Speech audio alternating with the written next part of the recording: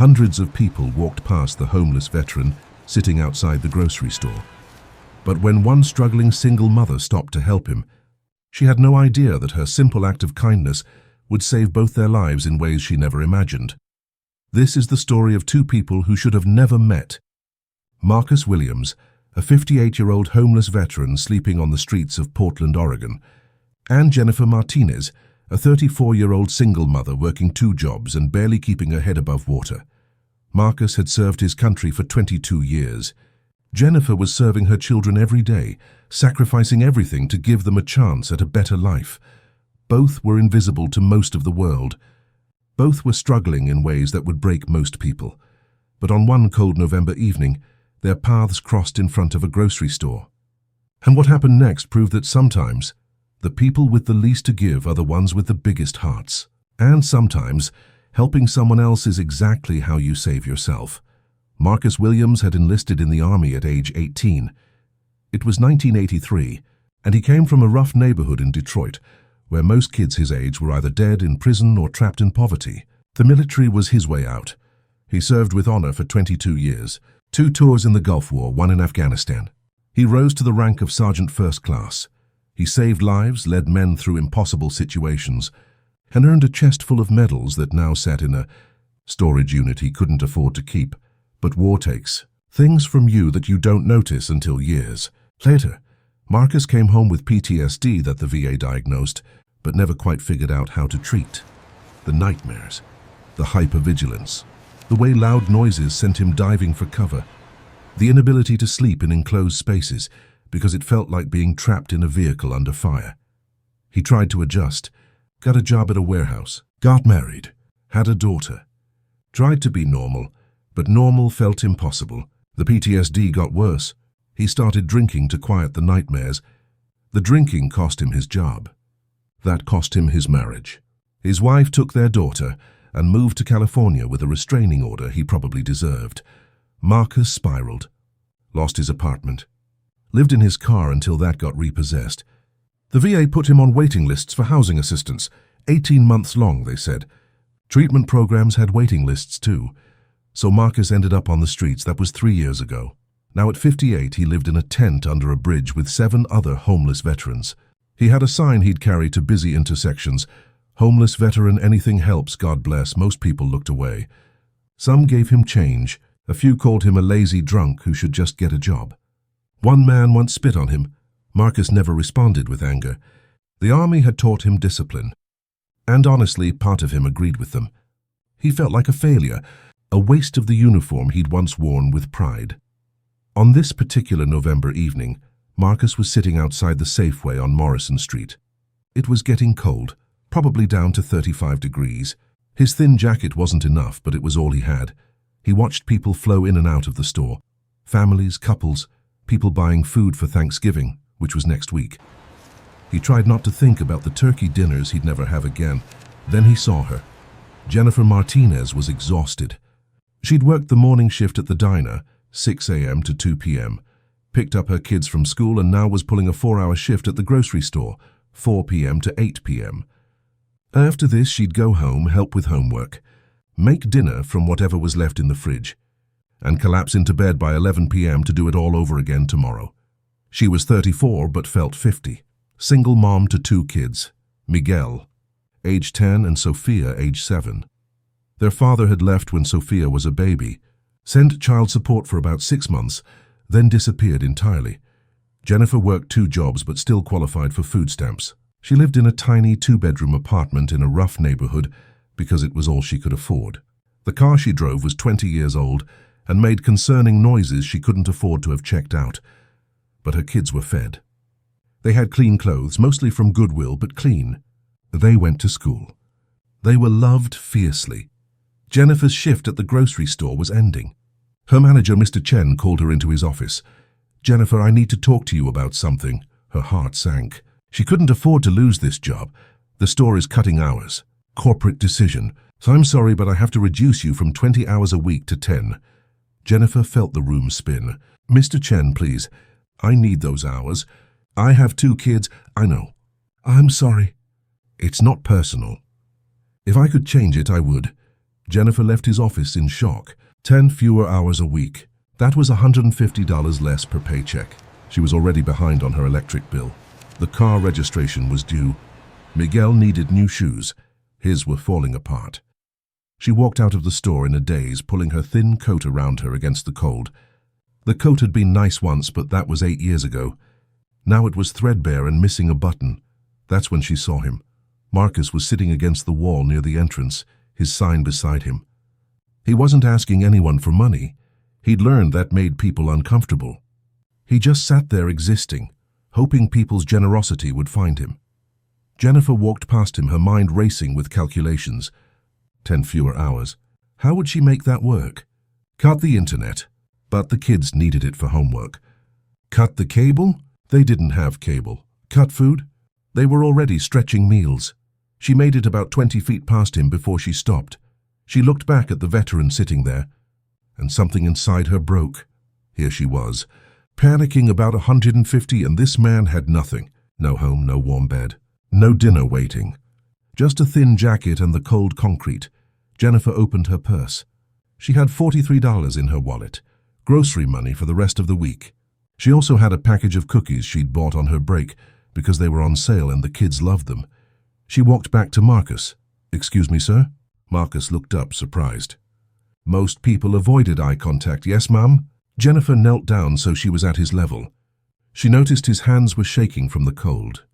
Noticed the military insignia on his worn jacket. "Were you in the service?" "Army, 22 years. "Thank you for your service," Jennifer said, and she meant it.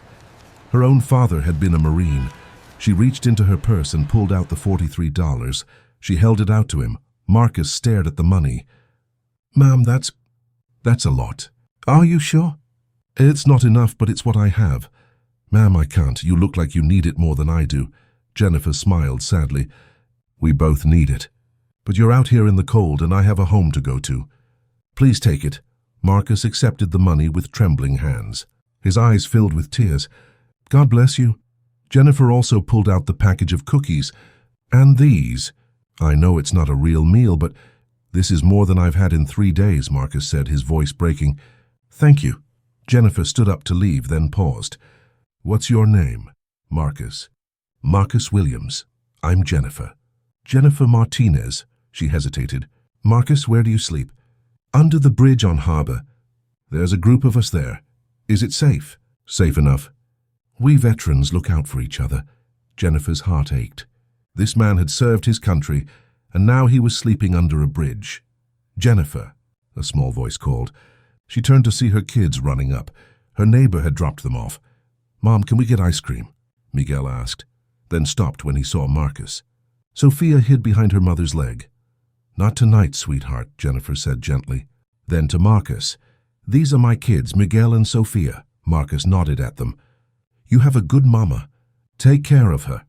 As Jennifer walked away with her children, Miguel asked, "Mom, why did you give that man money?" "We don't have a lot."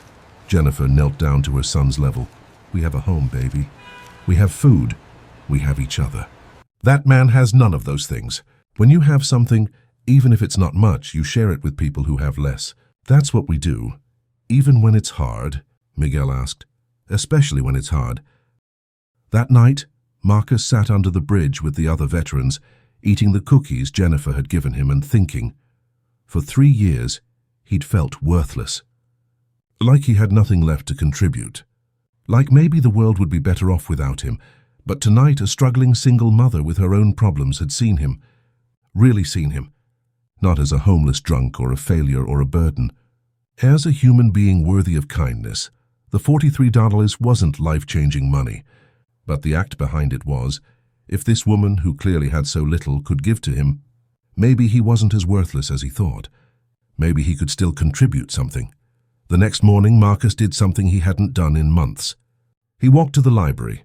They let homeless people in to use the computers and looked up resources for homeless veterans. He found a program he'd somehow missed. Before, a new initiative offering immediate housing, assistance for veterans with PTSD, no 18-month wait list. Just a thorough interview process and commitment to treatment. Marcus filled out the application on a library computer. 2 days later, they called the number he'd given. a shelter phone where they took messages for homeless guests. 3 weeks later, Marcus moved into a small studio apartment. It wasn't much, but it was his.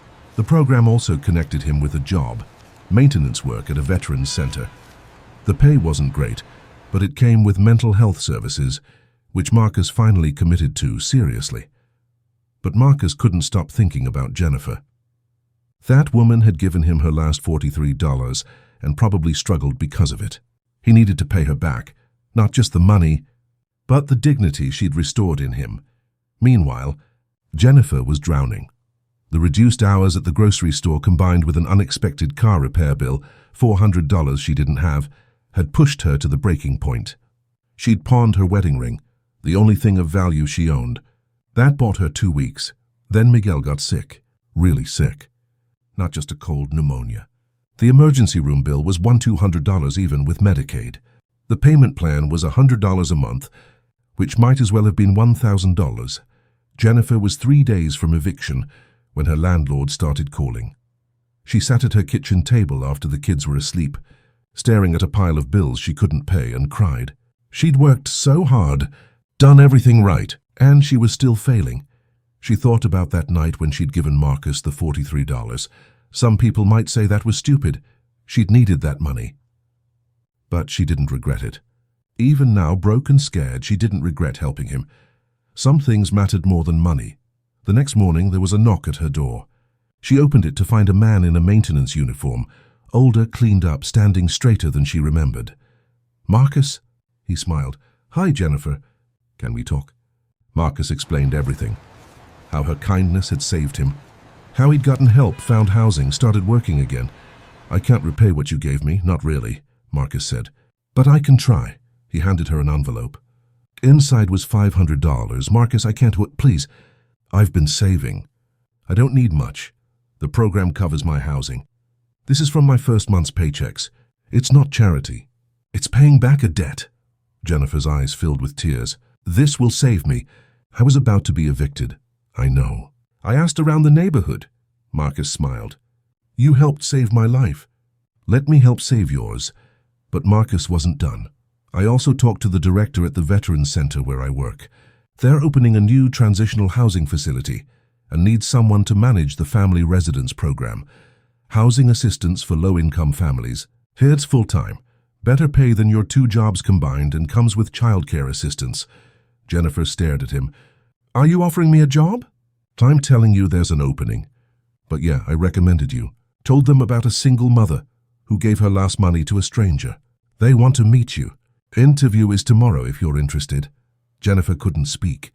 She just nodded, tears streaming down her face.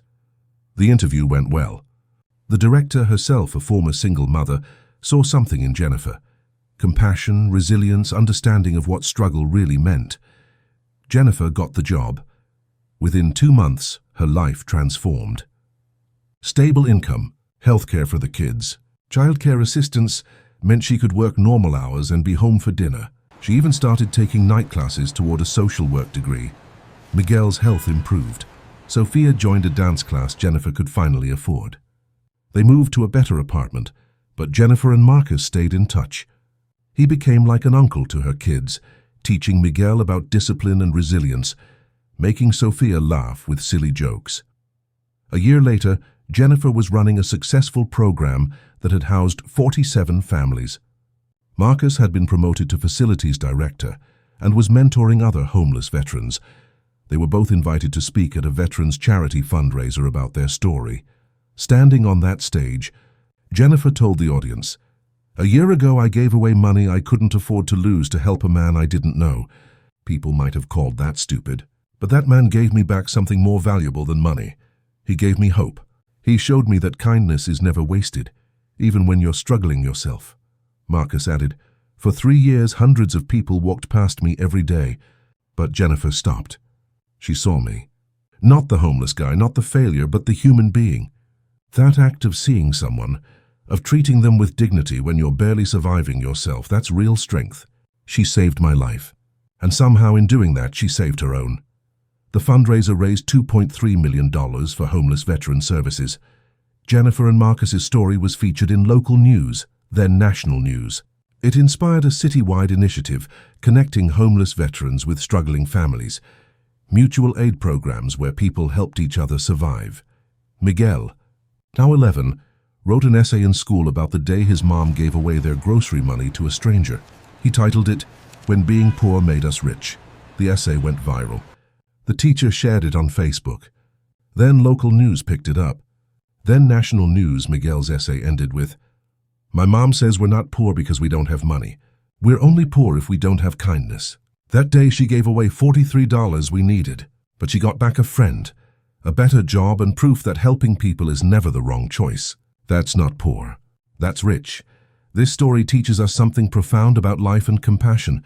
We often think we can't help others when we're struggling ourselves. We say, "I'd give if I could afford it," or "I'll volunteer when I have more time," or "I'll help when I'm in a better place." But Jennifer was broke, exhausted, and scared. She gave anyway. Not because she could afford it, but because she couldn't afford not to. Because her humanity was worth more than her bank account. And that single act, giving $43 and a package of cookies to a homeless veteran, set in motion a chain of events that saved both their lives. Marcus wasn't saved because someone rich wrote him a big check. He was saved because someone poor treated him with dignity when they were both struggling. The most powerful acts of kindness don't come from abundance. They come from sacrifice, from giving when you have little to give, from seeing people when you're barely surviving yourself. That's real wealth. That's real strength. That's what changes the world. If this story moved you, hit that like button and share it with someone who needs to hear this message. Subscribe to our channel for more stories that prove kindness is never wasted. Even when you're struggling, in the comments, tell us, have you ever helped someone when you were struggling yourself? Or has someone helped you when you needed it most? Share your story. It might inspire someone else. Remember, you don't need to be rich to make a difference. You don't need to be stable to show compassion. You just need to see people, really see them, and choose kindness. That struggling single mom and that homeless veteran both needed help. And somehow, by helping each other, they saved each other.